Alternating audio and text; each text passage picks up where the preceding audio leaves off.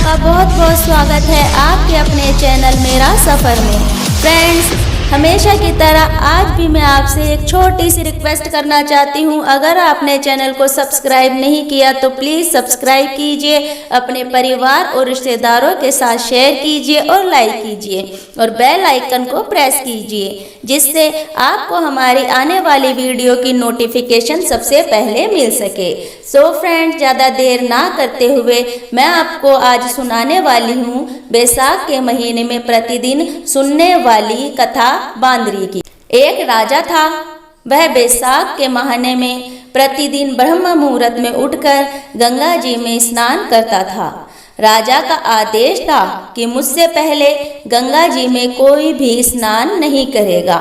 राजा जब गंगा जी में स्नान करने जाते थे तो उन्हें प्रतिदिन शांत जल के स्थान पर हिलता हुआ हलचल युक्त जल दिखाई देता था।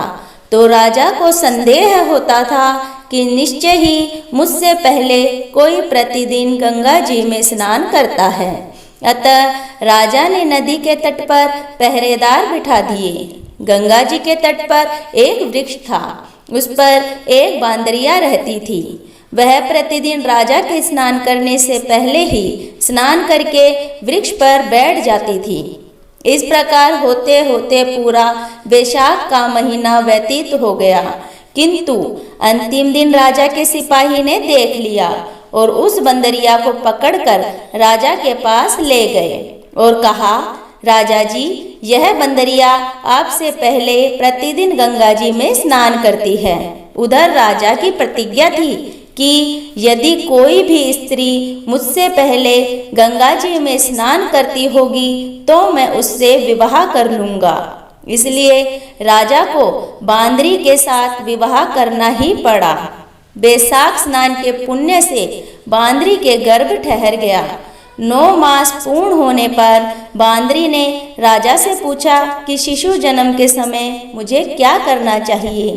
तब राजा ने महल में एक घंटी लगवा दी और बांदरी से कहा कि जब तुम्हें दर्द हो तो उसे बजा देना, मैं संपूर्ण प्रबंध कर दूंगा। राजा की अन्य रानियां भी थी, उनकी कोई संतान नहीं थी।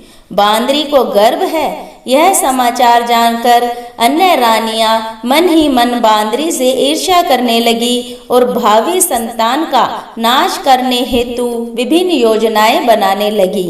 घंटी लगी देखकर एक रानी ने बंदरिया से इसका कारण पूछा तो बंदरिया ने संपूर्ण वृतांत बता दिया। रानी ने बहकाया कि एक बार घंटी बजाकर तो देख ले कि राजा जी आते हैं या नहीं। बांदरी ने घंटी बजाई तो राजा दौड़े दौड़े महल में आए और घंटी बजाने का कारण पूछा। इस पर बांदरी ने उत्तर दिया कि मैंने तो रानियों के कहने पर ही घंटी बजाई थी। तब रानियों ने राजा से कहा कि यह तो पशु है और ना जाने कितनी बार घंटी बजाएगी। इस प्रकार कहकर उन्होंने घंटी को हटवा दिया। कुछ दिनों बाद बांदरी के शिशु के जन्म का समय आया तो उसने अन्य रानियों से पूछा कि मैं क्या करूं। तब रानी ने कहा कि तुम आंखों पर पट्टी बांधकर सो जाओ। बांदरी के बैसाख के स्नान के पुण्य प्रताप के रूप में एक सुंदर पुत्र प्राप्त हुआ।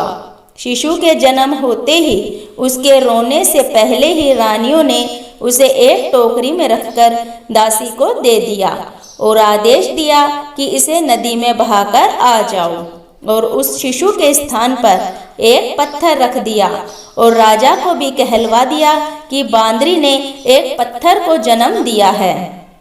राजा ने सुना तो उन्होंने भी संतोष कर लिया कि जब दूसरी रानियों के संतान नहीं है तो यह तो बांदरी है, इसकी क्या संतान होगी। उधर दासी ने उस सुंदर शिशु को नदी में नहा बहाकर कुम्हार के घर में रख दिया। दूसरे दिन कुम्हार कुम्हारिन घर में आए तो वहां एक सुंदर शिशु को रोते हुए देखा। कुम्हार कुम्हारिन भी निसंतान थे। उन्होंने उस शिशु को अपने लिए भेजी गई भगवान की भेंट माना और बड़े प्रेम से शिशु का पालन पोषण करने लगे। कुछ बड़ा होने पर बालक को यह ज्ञात हुआ कि वह रानी का पुत्र है जिसको रानियों ने मरवाना चाहा था। एक दिन वह बालक कुम्हार के बनाए हुए मिट्टी के हाथी घोड़े लेकर पनघट पर जा बैठा और दासियों को देखकर कहने लगा कि आओ रे, मेरी मिट्टी के हाथी घोड़े पानी पियो। जब दासियों ने यह बात सुनी तो वह हंसने लगी और बोली, अरे मूर्ख, कभी मिट्टी के हाथी घोड़े भी पानी पीते हैं क्या? इस पर उस बालक ने कहा कि कभी बांदरी के भी पत्थर जन्म लेते हैं। उस बालक की यह बात सुनकर दासियों ने जाकर महल में कही। तब रानियों ने दूसरे दिन विष मिलाकर लड्डू भेज दिए। ईश्वर की कृपा से लड्डू गोंद और बादाम के हो गए और उन लड्डू को खाने से उस लड़के की मृत्यु नहीं हुई। यह समाचार दासी ने रानी को कहा। रानी ने राजा से कहकर कुम्हार को देश निकाला दिलवा दिया। कुम्हार वन में रहने लगा।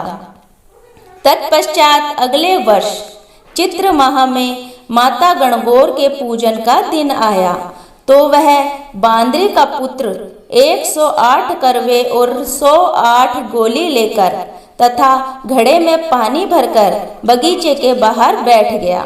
उधर राजा की और साहूकार की पुत्रियां गणगौर बनाने के लिए मिट्टी लेने आई। तब बगीचे में खेलने और झूलने लगी। इस कारण कुछ समय बाद उन्हें प्यास लगी।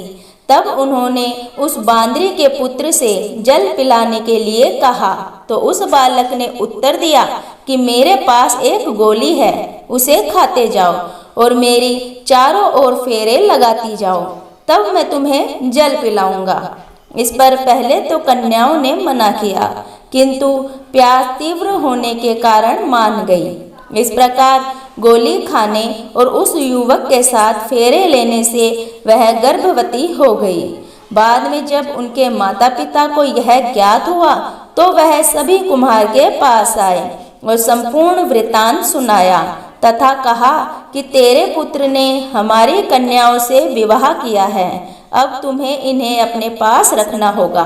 तब कुम्हार ने निर्धन होने के कारण असमर्थता व्यक्त की। 2 कन्याओं के माता पिता ने बहुत सारा धन देकर अपनी कन्याओं को कुम्हार के घर विदा कर दिया और कुम्हार के घर 108 बहुएं आ गई और कालांतर में उनके 108 ही पोते हो गए। कुम्हार ने समस्त नगरी को भोजन हेतु निमंत्रण दिया और राजा को भी बुलावा दिया। राजा के यहाँ से रानी बांदरी के अतिरिक्त सब भोजन हेतु पधारे। तब राजकुमार राजा की आज्ञा लेकर बांदरी को लेने रथ पालकी लेकर गया और लाकर सभा में सबसे ऊंचे स्वर्ण सिंहासन पर बिठाया।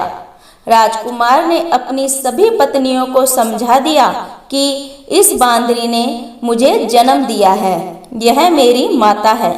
एक एक बहू रानी बांदरी के चरण स्पर्श करती गई और एक एक सोने का सिक्का और पोती को गोद में देती गई। जब राजा और अन्य रानियों ने यह सब देखा तो कुम्हार के पुत्र से इसका कारण पूछा। रानियों को तो संदेह होने लगा कि यह अवश्य ही बांदरी का पुत्र है, इसलिए रानी और राजा रूठ कर कहने लगे कि कुम्हार के पुत्र ने हमारा अपमान किया है और बांदरी का सम्मान किया है, अतः हम लौटकर जा रहे हैं। इधर राजा को पुत्र के जन्म के संपूर्ण रहस्य का ज्ञान हो गया, इसलिए उन्होंने रानियों को देश निकाला दे दिया और अपनी सभी पुत्र वधुओं और पौत्रों को लेकर महल में आया और राजकुमार का राज तिलक हुआ। कुम्हार कुम्हारिन को राजकुमार ने महल में रहने के लिए निवेदन किया, किंतु वह नहीं माने। तब राजा ने उन्हें ढेर सारा धन दिया। वैशाख स्नान का इतना महत्व है तो सबको वैशाख स्नान करना चाहिए। बांदरी ने वैशाख स्नान किया तो ईश्वर उसे राजा का राज्य, पुत्र, बहुएं आदि प्राप्त हुई। हे ईश्वर, जैसे बांदरी को पुण्य मिला वैसे हम सबको भी पुण्य देना। कहानी कहने वाले, सुनने वाले, हुंकार देने वाले सभी को देना। धन्यवाद।